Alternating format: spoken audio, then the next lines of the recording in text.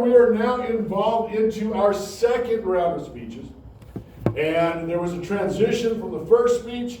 What seems to be the focus of topic in the second speech, at least as we got through LFS?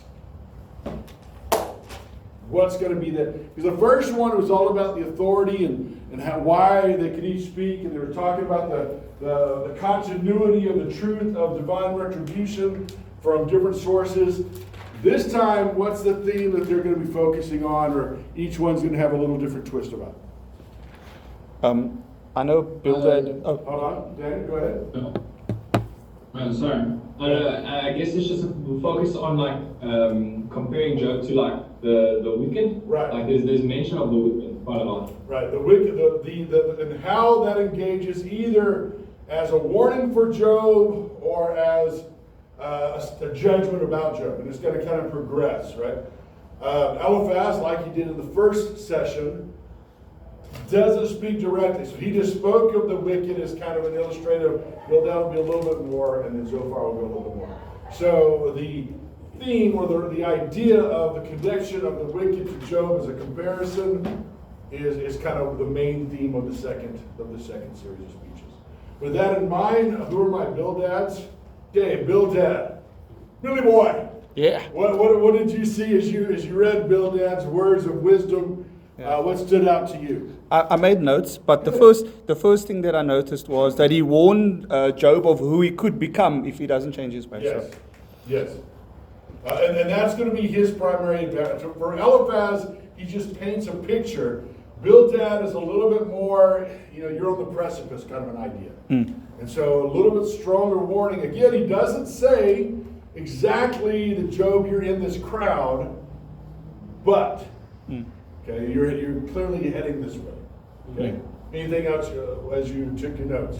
Yes. Here he comes.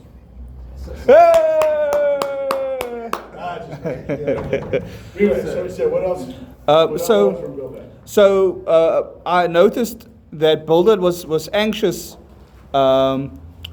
for Job's current state, and he sees Job, he's tearing himself to pieces, so he needs him to change. So Bildad wants the natural order to stay the same, and his speech is in anger and reflects his anxiety about the status quo of the doctrine of redemption. Much like Eliphaz. Remember, Eliphaz reiterated, excuse me, that he didn't condemn Job for his past actions, but what was he condemning Job for? His current, accusations against God. Yeah, what he's saying. Yeah. In other words, I don't know about your past, but your speech is showing something, right? And Bildad's going to kind of pick up that theme as well around what Job is saying. Now again, realize for all of them, part of the dynamic is Job is plucking at the strings of the web of their theology. And they're kind of worried it can unravel, right? And so you need to stop picking at it. Yeah. Just accept that this is the way it is, right? Yeah. And so that's kind of, all of them kind of will get that position more or less in kind of challenging Job, okay? Any other thoughts from Bildad before we unpack it? Yeah. The fact that Job is still alive, there's hope for him. Yeah. And again, he did that in the first series. Yeah. Remember the first speech? He was like, your kids are dead, you're not, right? So the very fact that you're alive marks that you're not gone too far, and he's going to pick that up again in this thing. Good. Excellent job. Well done, Mike. Well done, Bildad, guys. Well done, Billy. Good boy. Okay. Now again, so when we look at Bildad's speech, the function of the speech seems to be, by and large, to encourage Job to amend his life. He does so by describing not only the state of the wicked, but the fate of the wicked. Okay? And so, in other words, let's use that as kind of a warning to where he thinks Job is headed. Does everybody understand that? Does it make sense? Yeah. So, he's going to, the structure, he's going to begin then by addressing Job directly before he moves into the fate of the wicked. So let's look at that. We are on chapter 18. Right? That's where we are, correct? Correct, yes. The way you said that suddenly made me question, wait a minute, we're on the wrong Bildad speech. Then Bildad, the Shuahite, answered and said, how long will you hunt for words?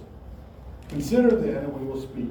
So in other words, he's accusing Job of just grasping at things. You're just hunting for words to try to wear us down, but we will speak. Why are we counted as cattle? Why are we stupid in your sight? You who tear yourself in anger, shall the earth be forsaken for you, or the rock be removed out of its place? So he challenges Job, one, saying, you're just speaking honey words. You're calling us stupid, yet you are ignoring the foundation of everything, right? As if the rocks themselves need to be reformed for you. Okay? So again, he is voicing the concern or the idea that Job is trying to dismantle what is known, which is the facts. I mean, again, understand that's where he's moving from. They all are believing or professing that it is a done deal, the understanding of divine retribution. So why are you picking at that, Job, rather than looking at your own fault? Okay? So, with that in mind then, he's going to move more into describing or giving instruction as to where wickedness leads. Indeed, the light of the wicked is put out. The flame of his fire does not shine. The light is dark in his tent, and his lamp above him is put out. Now, his first statement is that the idea that the wicked have no illuminating influence. That which guides them is really nothing. That as a result, they really have nothing to add or shine. They're like a lamp that's out, a light that's non-existent in the darkness. Okay? His strong steps are shortened, and his own schemes throw him down. Okay, again, that he's arguing that the wicked do not stay strong in their movements or actions. But ultimately, they're always stumbled or tripped up. Okay, that's the image here. You may have strong steps, but they get shortened. Okay, that ultimately that they're not going to keep going. For he is cast into a net by his own feet, and he walks in his own mesh. In other words, his own direction will create traps that will force him to stumble. He will not succeed. Now notice this is a theme for all of them. The wicked will not succeed. That's always the idea. Very critically important. A trap will seize him by the heel, or a snare will lay a hold of him. A rope is hidden for him in the ground, a trap for him in the path, and terrors frighten him on every side and chase him at his heels. Now, not only is he going to trap, but they're saying that the wicked are driven by fear and terror and have no peace. Okay? Now, let me just pause here for a moment. Do you know any wicked people? Yes, Are they myself. always terrified? Do they ever have a sense of comfort? Because that's what he's saying. I mean, I've known some not Christians who are in comfortable places. Yeah, I think it's more like a temporal. Well, I mean, yeah. In the grand scheme, But again, yeah. notice this again. As this section, they're going to become very absolute and grandiose in their statements about the wicked. Sometimes I tend to question as to what gives them that comfort. Yeah, but and you'll have wisdom like in Psalm 73, where they talk about, I almost stumbled because I saw the life of the wicked. They weren't having troubles like I was having, and they're not getting called into the courts. And so the psalmist says, I almost stumbled until I went to the temple and saw their fate, right? So the idea that there is no, see, that's where Bildad is pushing. And Zophar is going to go even further. And that the idea that they have no peace, that their life is constantly one of terror, and they're being constantly stumbled. It consumes, his strength is fashioned, his calamity is ready for his stumbling. It consumes the part of his skin. The firstborn of death consumes his limbs. Now he's saying they suffer from physical ailment. That their very bodies atrophy.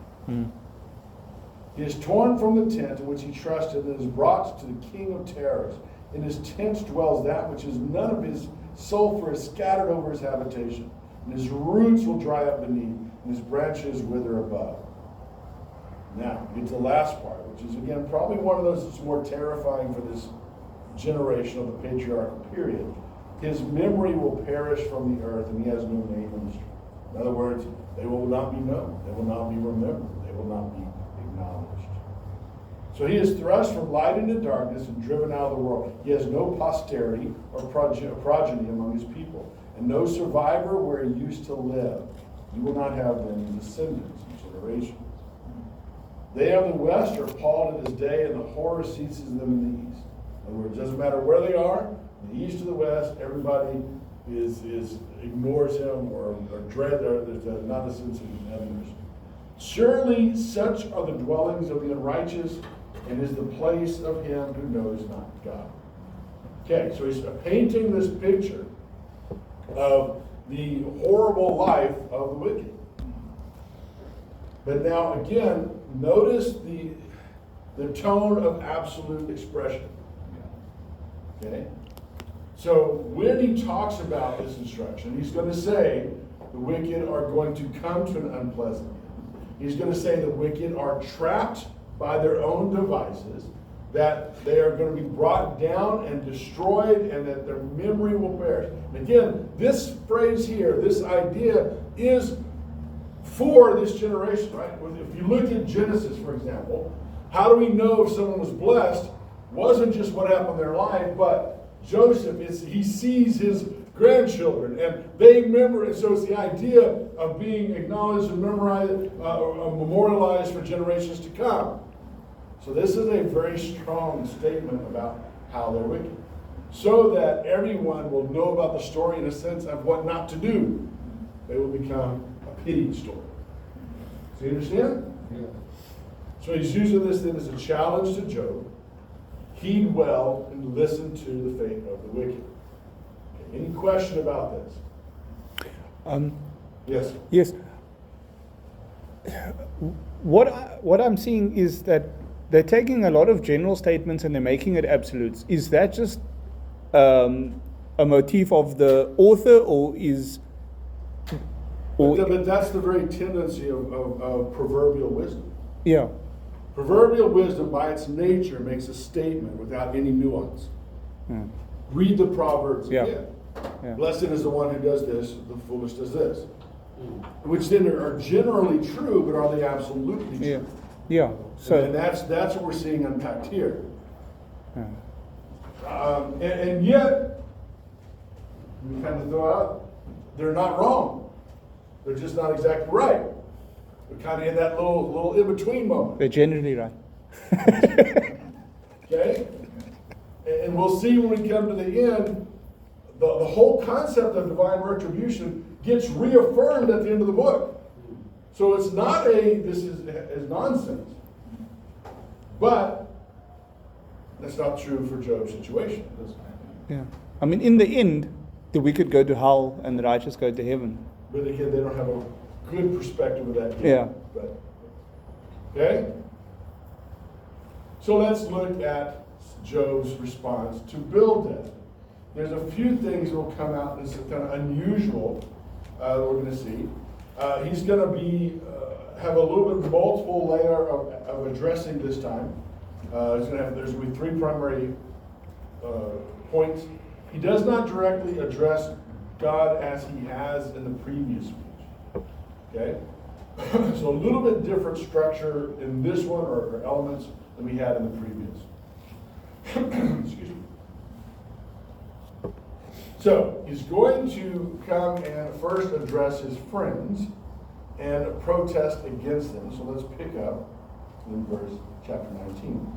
Then Job answered and said, how long will you torment me and break me into pieces with words? These 10 times you have cast reproach upon me. Are you not ashamed to wrong me? And even if it be true that I have erred, my error remains with myself. And if indeed you magnify yourselves against me and make my disgrace an argument against me, know then that God has put me in the wrong and closed his net about me. And he said, Okay, if what you're saying is true, then realize this is God's doing. Okay? So, Job is not, in other words, what he's saying is, I am not the cause of my downfall. And if you keep pushing it, then the only conclusion that you can get to is that it's God's fault, which he doesn't want to say, right? Do everybody understand this, what he's challenged then? Okay, so he's now going to then provide the bulk of his complaint. And again, he's saying, you're using your words, you're not hearing, it's not your place. And the way you're accusing, where you're coming to, is bringing essentially a false declaration about God. Okay, so let's pick up here in verse 7. Behold, I cry out violence, but I'm not answering. I call for help, there's no justice. Again, what is he referring to? Why is he saying there's no justice? He's suffering. Because he's suffering. Okay, now again, what does his statement suggest about his belief? Because he's That he's innocent. He thinks he's innocent, but what is he saying? That why would he suggest or demand or expect that there should be justice? That's God's character. Because of God's character. Because he still believes, essentially, what? That if you do well, you get blessed. You do wrong, you get judgment. Okay, so that's still echoing in the back of what he's saying. He's like, so I'm not getting justice. The very fact that he should expect justice is because of what he believes and understands of how God engages with the world. But it seems to be topsy-turvy, and he's not sure why. Because he knows he's innocent, so what does that say about God's justice? And that's what he's wrestling with.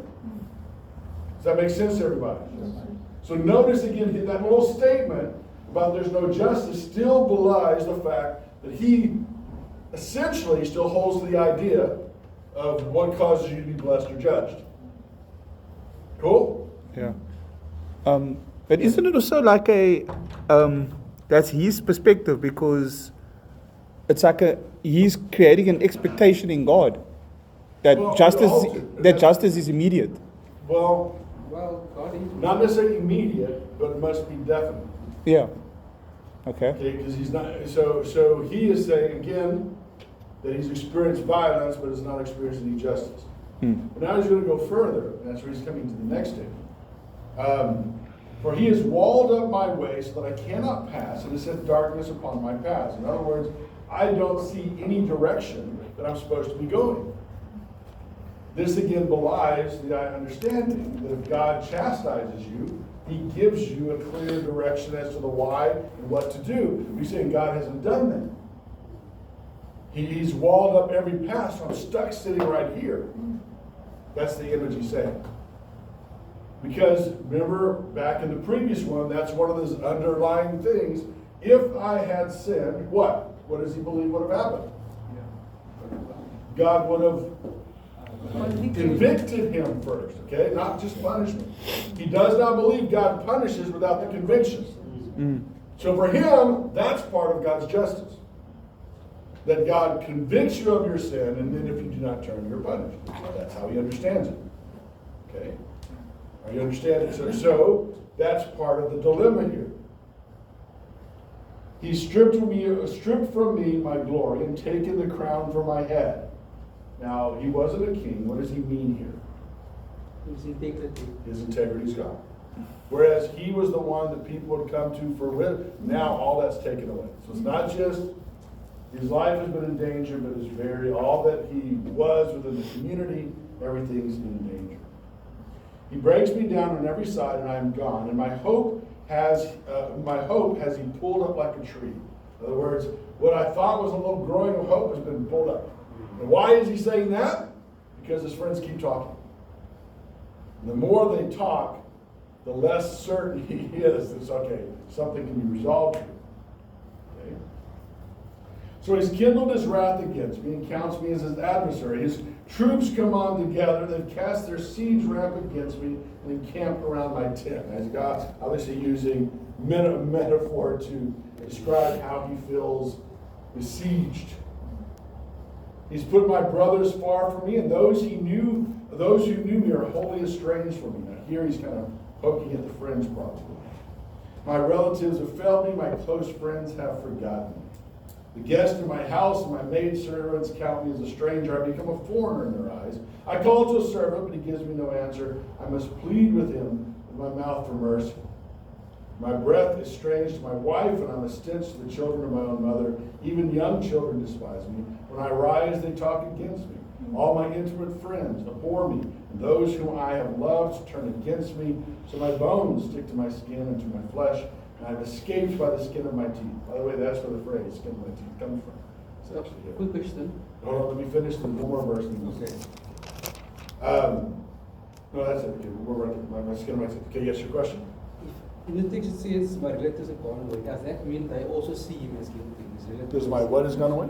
My relatives have gone away, my closest friends. Yeah, again, he's talking about how abandoned he is. Now, again, some of this obviously isn't literal because his children are dead. But he's just talking to the extent of where you should have reputation, it's gone. Where people should have acknowledged him, it doesn't happen. Even down to the servants whom he pays, they're ignoring him. So he's just talking the depth by which he has been completely and totally abandoned in a temporal place. This is going to drive him once again to the understanding that something else has to be out there. Okay? So then he's going to give an admonition to his friends. Have mercy on me. Have mercy on me, O you friends, for the hand of God has touched me. And he's going to accuse them that you're persecuting as if you are God. Why do you, like God, pursue me? Why are you not satisfied with my flesh? Now, this is an interesting point. He is saying that they are taking the role of God in that the way in which they are judging. Of course, the irony we have is Zophar said, nobody knows the ways of God, but let me tell you what he did. You know, so you're going to find some of that. So now, this kind of anticipates where he's going to go. Because, again, he is saying they should stop, that he is innocent, and that he will be declared so. Okay? So when we continue going then, oh, that my words were written, that they were inscribed in a book. He goes, I wish someone would write down what I'm saying. Because you're going to come and find out something. Okay? Got it? So he's going to express the wish. I wish that my words were written down. Oh, that with an iron pen and lead they were engraved in the rock forever. Not just written on pages, but engraved. So see, now this is all he's coming to a conviction that is challenging his friends. And this is his conviction. For I know that my Redeemer lives, and at the last he will stand upon the earth. And after my skin has been destroyed, yet in my flesh I will see God. So he is more convinced, again, why? Why is he convinced there has to be a kinsman redeemer for him? What was the first thing he longed for in this speech? Mediator. In this speech. He longed for justice. Yeah. So, if God is just, which he believes so, then there must be a redeemer. Do you understand? So he comes, after going through and describing what everyone that's abandoned him, he realizes again, just like he did in the previous series of speeches, that these people around me are never going to understand. Therefore, I need. Now, previously he used the term of mediator, someone to stand and give. Now he's using the term redeemer. The redeemer refers to the kinsman redeemer, like Boaz was to Naomi and Ruth, the one who would claim their debt or stand in for them. And so he's using that language now. Someone who would stand alongside and claim me. Okay? So, yes, go ahead. How does that work in this context? If God is his redeemer, Well, he doesn't know exactly that God's his redeemer. Yeah. He's knowing that only someone in the heavenly realm has to be able to stand up for him. yeah, And that's what he's pleading. yeah, But the plea, the second part of that is that I might notice that yet in my flesh I will see God. That's what he wants. Because again, remember, what did he do in the last series of speeches? What did he formally proclaim? What did he request? So we slavery like that. Huh? You requested to an audience. Yeah, not just an audience, he brought a lawsuit, right? He made a formal declaration of demanding to see his witnesses. So he's saying once again, not only is there a redeemer, but he expects to see God in his flesh. Why? Because he sees this connected to the justice of God. That God will bring witness to him. That there will be someone who will stand with him. Okay? And so he continues in. Yet in my flesh I will see God, whom I shall see for myself, and my eyes shall behold, and not another, but my heart faints within me. Even as he says it, it's a terrifying thing. So then he addresses his friends one more time. In this case, it's going to be more of an indictment. Okay?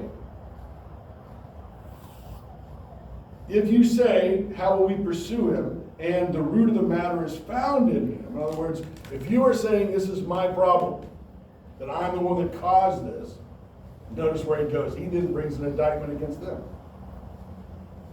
He's saying, if this is true, be afraid of the sword, for wrath brings the punishment of the sword, and that you will know there is judgment. So in other words, he's saying, if I am here because of what you say, then you're going to get it that much worse. So he discredits the friend's claim that Job is getting what he deserves. Rather, it is a moment of vindication that he expects God to vindicate him and says, if indeed what you say is true, then you are under greater judgment than I am.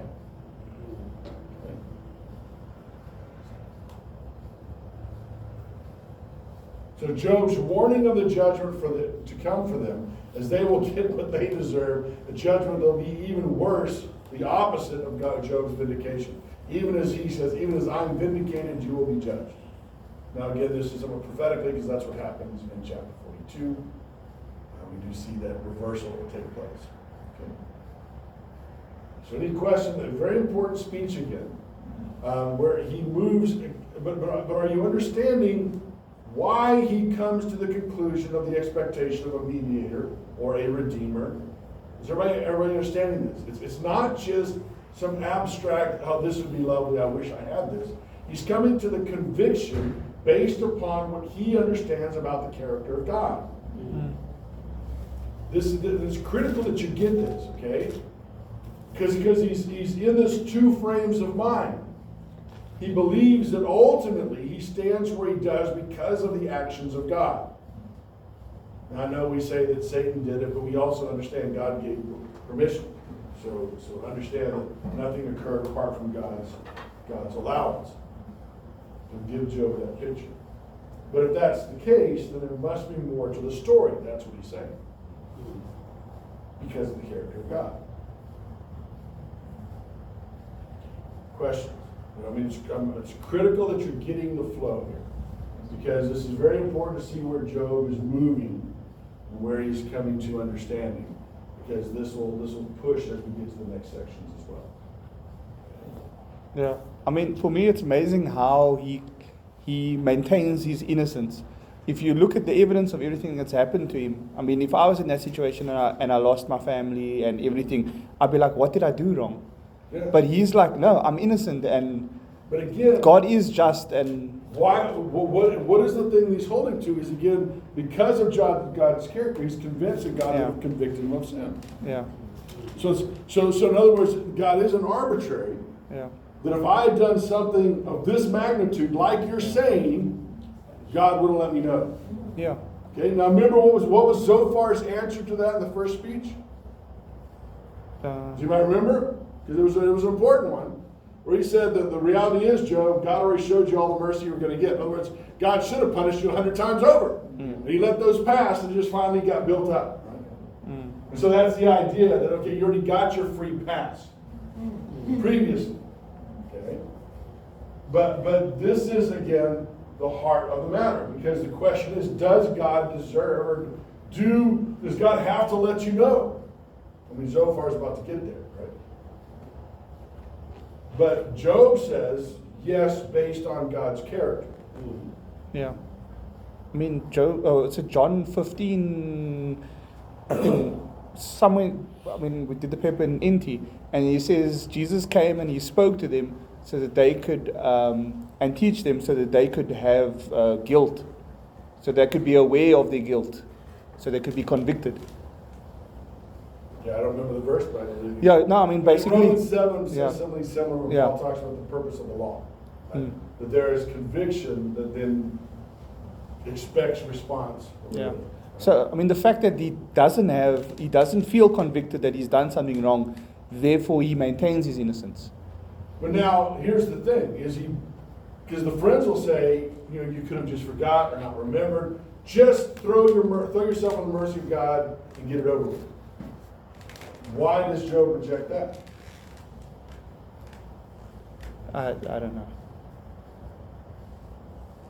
Because I guess like obviously that God does. I mean, He is good, but if Job is innocent and like he throws himself at God's mercy and God like actually does something, doesn't that affect God's justice? Well, it's even more, is it a real confession if you don't believe you did anything? Mm. So is he? If someone says, if Job comes out, okay, God, I'm so sorry. Well, for what? I don't know, but I just am. Is that genuine contrition? Or are you just trying to get rid of the bad stuff? Yeah. I mean, isn't it a sin to admit to something that you didn't do wrong? Well, No. Job, You say just you, to get out of the difficulty. Yeah. That's what Job will equate it. yeah. But that would be something wrong. Okay? Because that's a false, you don't believe this. You're just you're just trying to get rid of the suffering. Why do we worship God? Exactly. Is it to ensure our comfort? Or is it because of the character and nature of who God is? Mm. Is that making sense?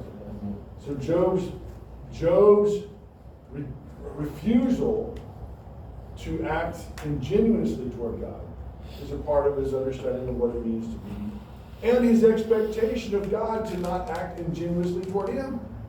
The sovereignty of the God also. Pardon? Just to understand that God is sovereign God. Well, he understands that. He thinks that even God in his sovereignty doesn't do things Yeah. apart from his engagement. Yeah. I mean, aren't we taught that to pray for the sins that we don't know that we commit, for forgiveness? I mean, I was taught that when I was younger. It's like, if you're not sure, Just say it. just say it anyway, Just know, say it like, anyway. God, if I've sinned against you, I'm sorry. Even if I don't know that I've done it, convict me. So And what would be the way that Job would do that? Mm. If I've sinned against you, make it known Yeah. that I might repent. Conviction. Mm. That's what. So are you repenting if you don't know what you're repenting from? Mm. So do you understand the difference in that? Yeah, yeah. So Doc, a quick question. Yes. So if Job understands God's character, right? Or he's trying to, yeah. Okay, because let's put it let's say he understands God's Yeah. character. He has strong convictions about God's character. Okay. If he understands God's character, does that mean that he knows that suffering is a part of God's character, or is the suffering? And that's what he's wrestling with. Okay. And that's what he's trying to come to grips with. If he suffered, how does it fit? And that's why he wants a court audience. That's why he wants God to provide witnesses. Because he's still convinced that somehow suffering is connected to our failure. And so he can't find our failure. God hasn't convicted him. He doesn't know, so he's what's going on.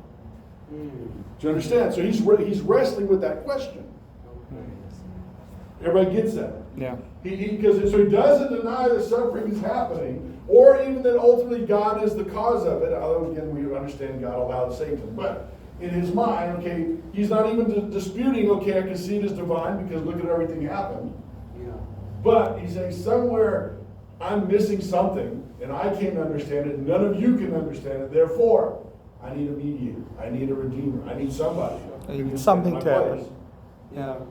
Okay. Is everybody? Are you understanding the flow? Yeah.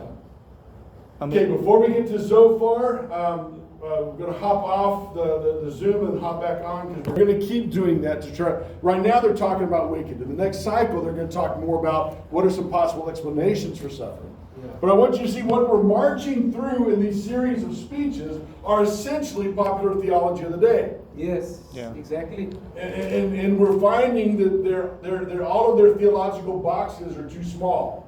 Yeah. Now, with that in mind, if you ever encounter a theological system that suggests they have God all figured out, reject it. Mm. I mean, Calvin was a smart guy, but he's not God. While he has a very systematic tying of things together, his box is still too small. You understand what I'm saying? Yeah. And that goes for whatever theologian that you look at. I want to just pick it on Calvin. It almost seems as though they're like just hashing it out between each other. They're like, well, according to this, this is this and then Job's like, well, and then the next one, they're kind of just like having chances, But working they're through not it all. moving they're not moving, and Yeah. Job isn't moving. Yeah. Because they are still, whether they're openly admitting it, like Zophar, or not openly admit it, like Eliphaz, they still all believe somehow Job's involved in this. Yeah. I mean, the tact is changing like every cycle, but Yeah, it's yeah, still. they're getting more upset with Job as they go along, just as Job is getting upset with him. Okay, my Zophar people, I think this is my online guys. So as you think of the Zophar speech, what does Zophar bring to the table? So one thing that I saw was that I actually wrote it down in my notes here. It says that Zophar claims that even though like Job had great wealth, God will not allow his wickedness to go on forever. Yeah. And like that the sin that he's hiding will be brought to light There because you you go. can't hide anything. There you go. See, he's only one that remember the first cycle, he's also the one saying, dude, there's clearly you sinned. So the same way, whereas Bildad is using the wicked for a warning, and Eliphaz is just describing them, Zophar is convicted that Job is one of the wicked. And saying, okay, we don't know it, whatever you've done, it'll come out, so you might as well just admit it, right? So Zophar, again, is the most dogmatic in this connection of one-to-one, your actions and your consequences, okay? So yeah, so he's going to use wicked much more definite with regard to Job, whereas Bildad and Eliphaz both use it more in terms of illustration or warning. Zophar is reflecting more what he is saying. This is what will be for you because you are standing with Israel. Okay. Any other thoughts before we go on? Zophar again tends to be the shortest speeches because he's kind of pretty direct. So he's like playing bad cop. Well, no, his line is, I'm telling it like it is. Huh. That's what he would be saying. Eliphaz, you're being too nice. Hmm. Bildad, you're giving too much benefit of the doubt. I'm going to tell you like it is. Hmm. That's the way Zophar sees himself. Okay, so let's again look at his, in this case, he's going to give us a little introduction, and particularly, he's going to express two things. One, he's going to say, why does he need to keep talking? Okay, so, I turned the page too far. Then Zophar, the Naamatite, answered and said, therefore my thoughts answer me because of the haste within me. In other words, I have to, it's burning in me now. And he's going to go on and express he's not happy with how things are going. I hear censure that insults me. And out of my understanding, the Spirit answers me. In other words, I feel that I need to respond because I'm hearing stuff, and yet I feel a Spirit telling me what to say. And he is essentially saying, or holding, that Job's refusal to listen, he's taking it as a front, as an censure. You're trying to censor me because you're speaking out of your obstinance or sin or whatever. Right? So he is offended by the fact that Job's not listening. Okay? So he is going to bring a discussion, likewise, on the fate of the wicked. And he's going to say, now again, he'll acknowledge Job has not been one of the wicked, yet you are experiencing the judgment of the wicked because of the path you're currently on. Okay? Now, again, he is going to give a little bit around that, Job, this is going to be up to you to decide ultimately. So he's not, this is a done deal, but he's like, you need to get off this road. Okay? So he's trying to help by portraying a dismal picture of the fate of the wicked. So let's look at these. Beginning in verse 4. Do you not know this form of old, since man was placed on earth, that the exulting of the wicked is short and the joy of the godless before a moment? So again, he's saying, anytime there is a flourishing of the wicked, it's always a small thing, a short thing. It does not last. Though his height mount up to the heavens and his head reach the clouds, he will perish forever like his own dung. Those who have seen him will say, where is he? He will fly away like a dream and not be found, and be chased away like a vision of the night. The eye that saw him will see him no more, nor will his place any more behold him. His children will seek for the favor of the poor, and his hands will give back his wealth.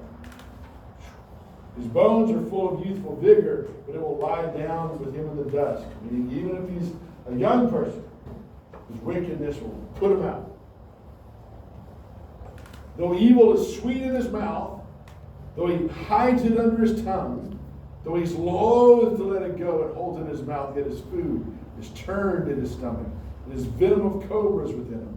He swallows down riches and vomits them up again. God will cast them out of his belly.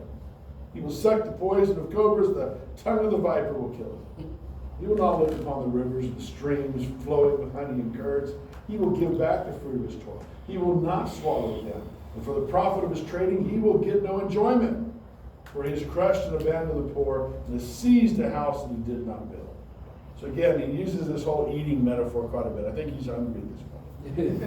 but he's using this all, that you'll have this fine meal, but you won't get to enjoy it. You'll savor it, but the moment you swallow it, it'll turn sick in your stomach and you'll throw it back up. And that's what he's saying. You'll have this wealth. You may have a little bit of prosperity for a moment, but ultimately it'll turn so much so that your kids will be begging for favors from the poor. Because he knew no contentment in his belly, he will not let anything which he delights escape him. There will be nothing left after he's eaten. In other words, he will still consume and keep trying and try, but he's never going to find satisfaction. Therefore, his prosperity will not endure. In the fullness of his sufficiency, he'll be in distress, and the hand of everyone in misery will come against him. To fill his belly to the full, God will send his burning anger against him and rain it upon his body. He will flee from an iron weapon, and a bronze arrow will strike through him. It's drawn forth and comes out of his body. A glittering point comes out of his gallbladder. Terror will come upon him. Utter darkness is laid up for his treasure. Fire, not fan, will devour him. What is left in his tent will be consumed, and the heavens will reveal his iniquity. The earth will rise up against him, and the possessions of his house will be carried away, dragged off in the day of God's wrath. This is the wicked man's portion from God, and the heritage decreed by him. Now, did you catch some of the images? And it sounds like some of the things that happened to Job. Things will be carried off. Fire will come down. So he's suddenly putting the little things out there, Job, that, hey, if it looks like a duck, it sounds like a duck, it's probably a duck, Job. Okay? So in his discussion of the fate of the wicked, he has this kind of rhetorical feature. This thing happened. It's kind of unfolding. His idea is this unfolding truth of this is the way it is. There's several points that he wants you to get. First, he tells the truth. The wicked have the poison of serpents in them, but they swallow wealth. This is not a false statement. Wicked tend to be greedy. They tend to swallow everything around them. Okay? But he tells how that truth came to be, that they sucked it in themselves, and their wealth is really the wealth of others. Again, this is not necessarily a false statement. We've seen the greed of the wicked, and we've seen the wicked oppress others to get more wealth, and that's what he's talking about. So the very nature, some of the injustice of the wicked, he's highlighting. Does that make sense? So we see in here a very clear moral effort. The deeds and the events don't wear their significances on their sleeves, meaning you don't necessarily get an immediate one-to-one. That's different, right? Remember what he said in the last speech? Job, God's already forgiven you more things than you deserve, so it just caught up with you. So the same way, he is speaking in terms that there's only a gradually or by discernment do you understand the true nature of what you're seeing. That this wealth, if you look deeper, you find that this wealth is gotten by unjust means and therefore really should not be seen as God's prosperity. Which again isn't a false statement. But I mean, he's saying these things of Job, basically. Well, the only way you see him connecting Job is some of the descriptions of the judgment which match what happened to Job. Like the fire coming down, and the destruction, and the things taken away, which are the same verbs used to describe what happened to Job. Yeah. So, even the things that seem good, wealth, food, etc., with the wicked, the wise can see the seeds of destruction that is coming. Okay? And he says that is ultimately then the portion of God is to see this fruition. Yeah. Doc, but this sounds like this guy had a grudge before. I mean, the fact that he's saying he's got a grudge. I mean, he's the guy. Yeah. He thinks he's telling a hard truth. Why would I flatter you when you need to hear the truth? Yeah. Dude, you messed up. Yeah, but I mean, the fact that he's saying is you've gotten your wealth by wicked means, meaning he could have thought it that time already. He is saying, which he implies that you could have gotten it, because again, he's like, he's insinuating. Because he's saying clearly you're experiencing the judgment of God. Yeah. He undoubtedly believes that. Yeah. And so that means either Job did something. Job is saying you didn't do anything now, and Zophar is saying, well, then you must have been accumulating these things by wicked means. So either you did something big now, or you've been doing something wicked little bit by little bit to get all your stuff. And he's a friend, eh? Well, he thinks he's trying to help him. Yeah. Help him avoid judgment. Everybody good? Yeah.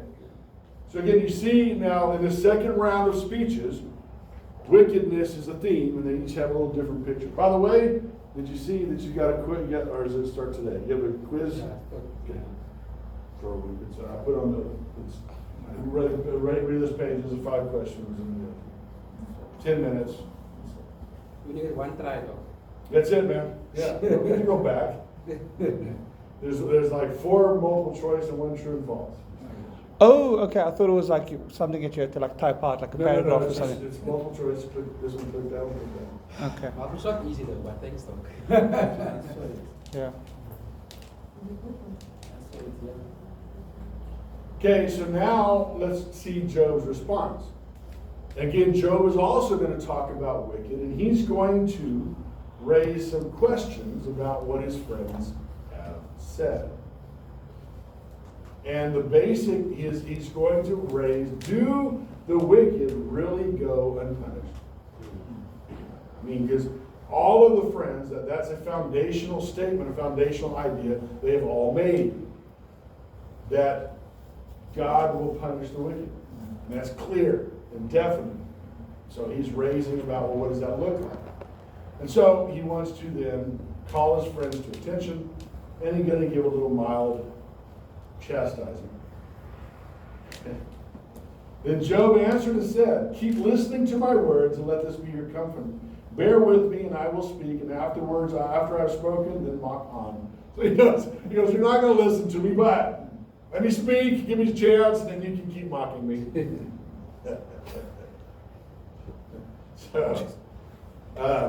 So now he's going to look and say, are there exceptions? Now this is important. He's not saying the principle by and large is wrong. He's asking, is it absolute? Okay.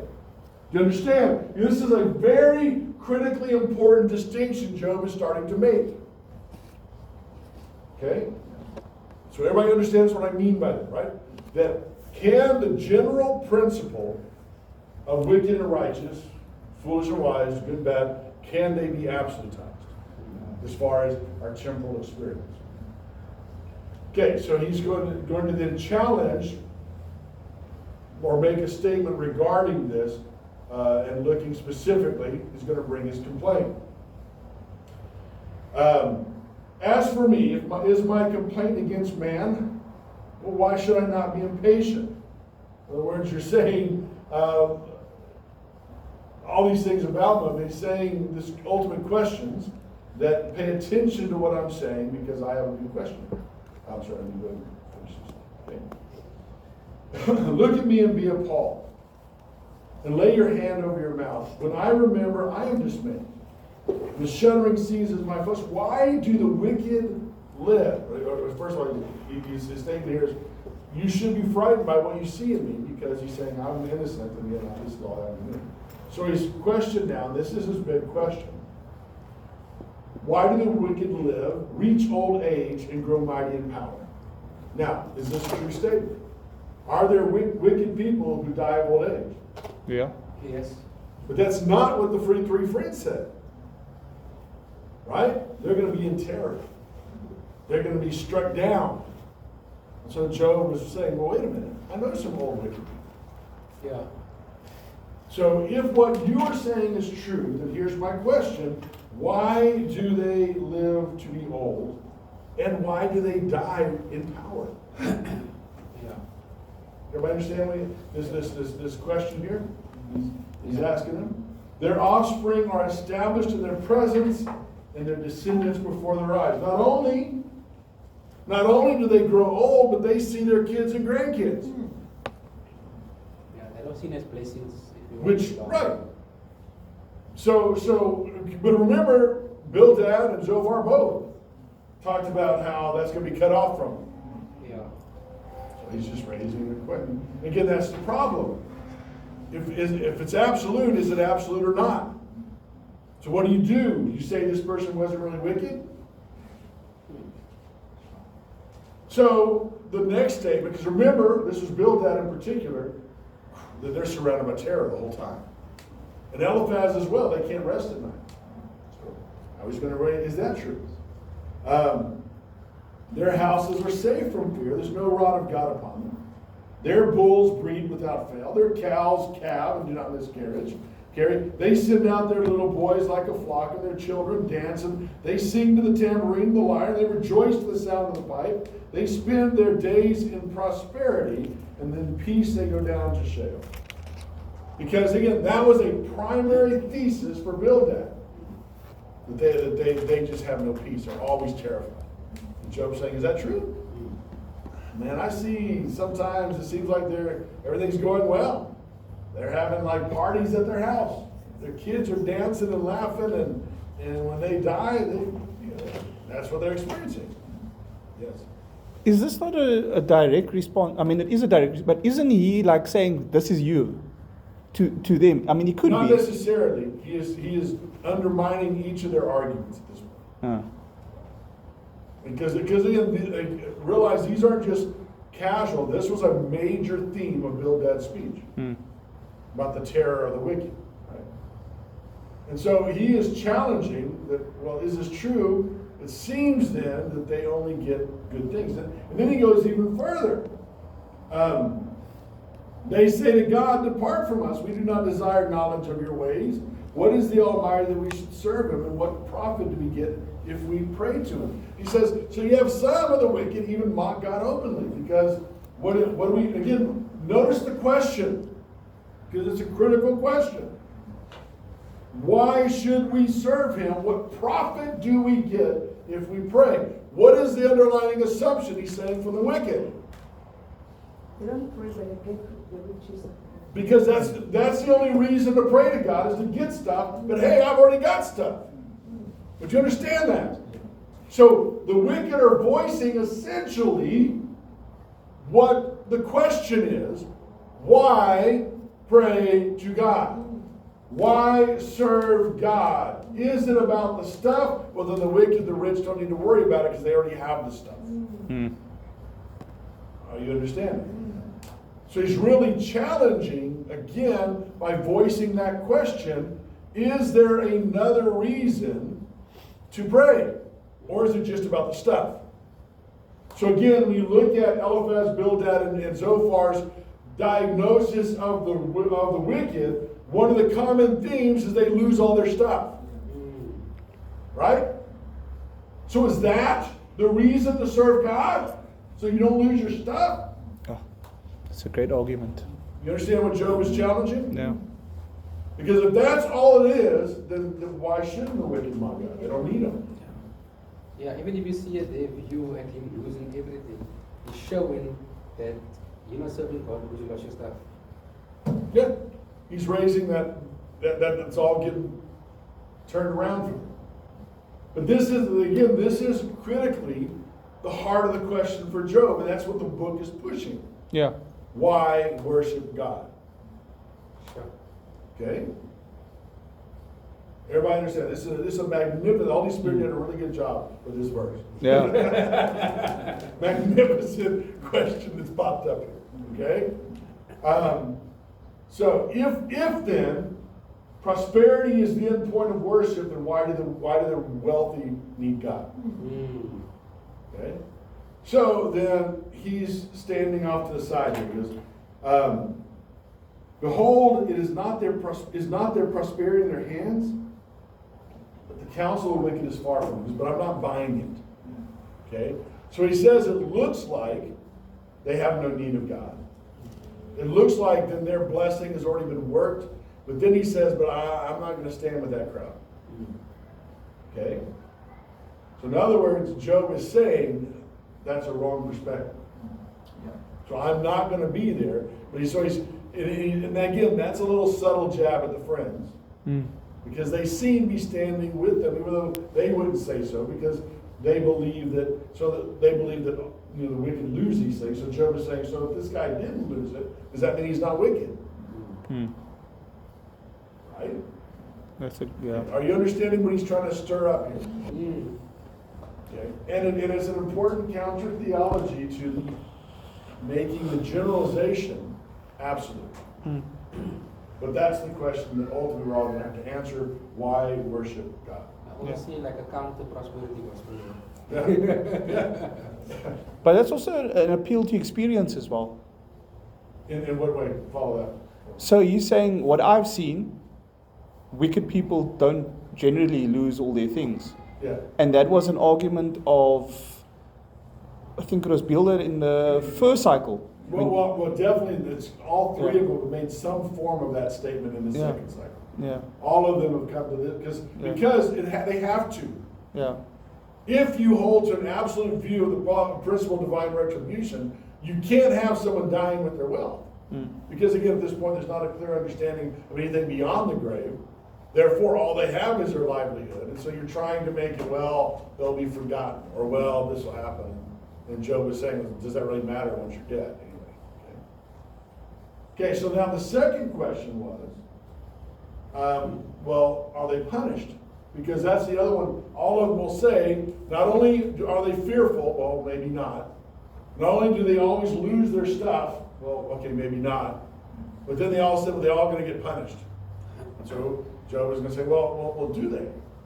And so he starts off looking at verse 17. How often is it that the lamp of the wicked is put out? Now that was whose statement? That was literally what Bildad said. So he's like, okay, well, how often does that actually happen? Okay? That their calamity comes upon them, that God distributes pain in his anger, that they're like straw before the wind or chaff before the storm carries away. You say, God stores up their iniquity for their children. Well, let them pay it to them, that they would know it. And he goes, that's not a good answer, because that's a scapegoat. Okay? If you say, okay, well, they didn't get punished, but their kids will. And Job is saying, well, what's the point of that? If they're wicked, they should get the punishment. Okay? So he's not pleased with that response. Yeah. Okay? That doesn't hold any water for Job. Yeah. And Doc, that's also, I mean, the setting is but it's written post. Yeah. Because it alludes to that, because what is that statement? The parents eat sour grapes and the children's teeth are set on edge. Which is again a later. wisdom. Yeah. So, Doc, a question. Yes. If in Job's context, right, Yes. there was no hint of eternal life. Again, hints are there because Job is going to pick it up. Psalm 73 picks it up, but there was no developed eschatology.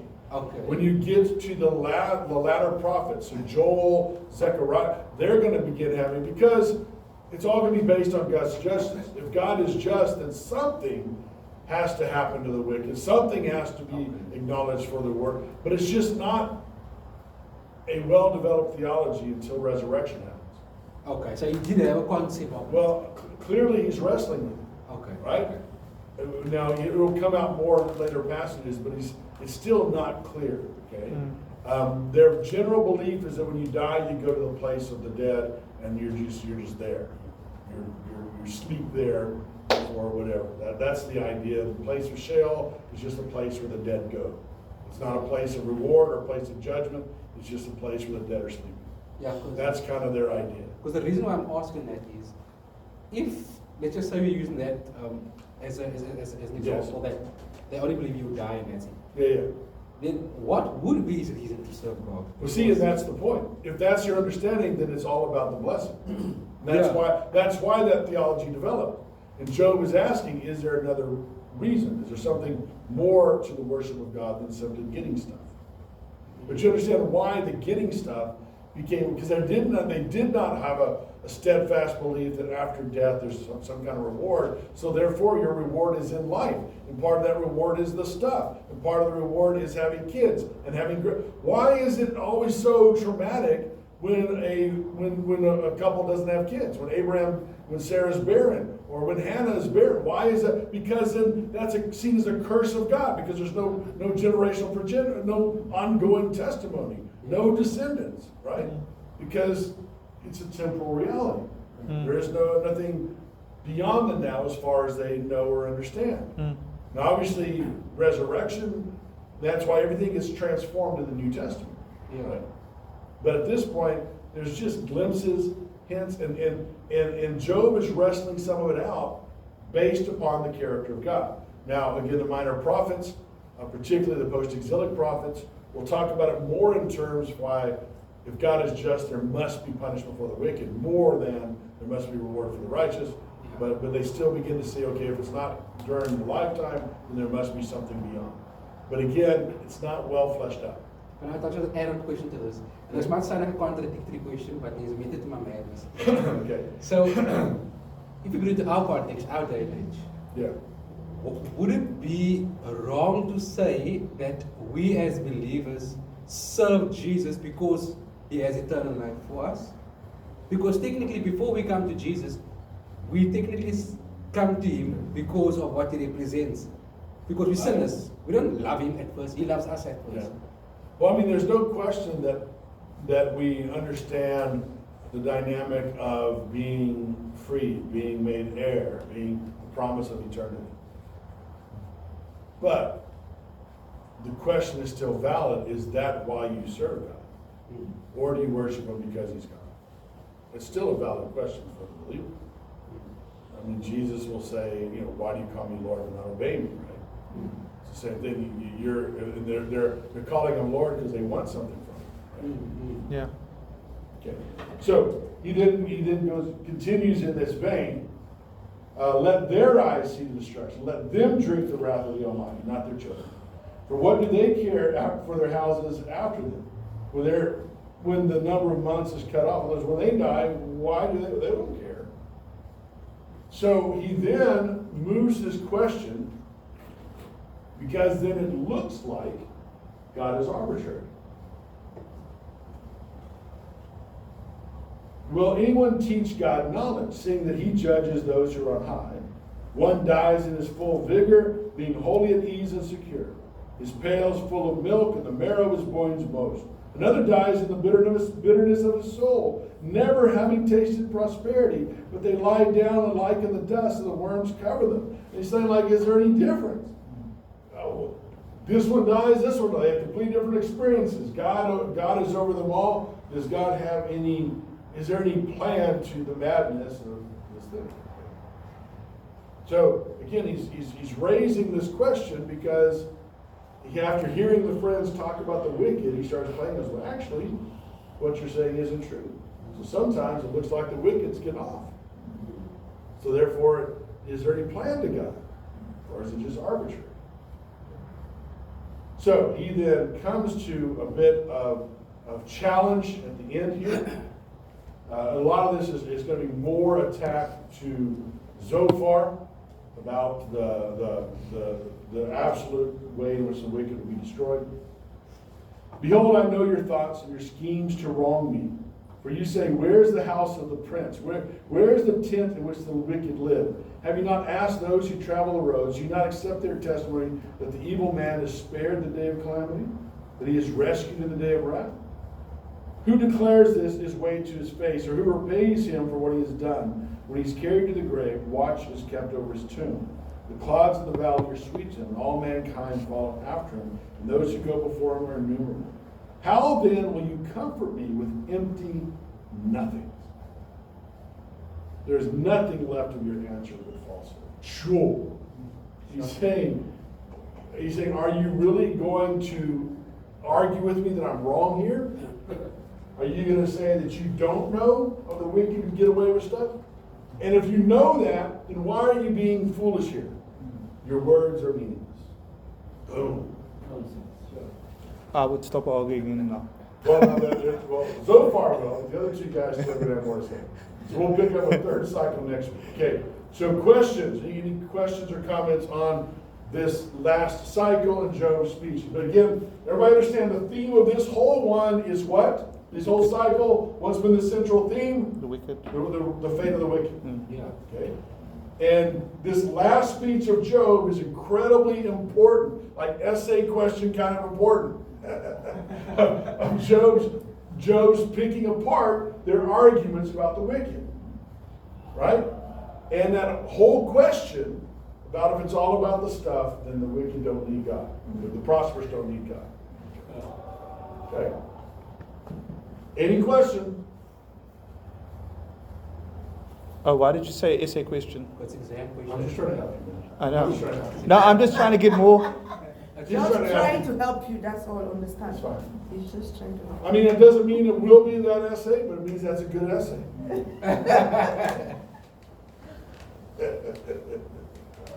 Okay. Any other questions? Any comments?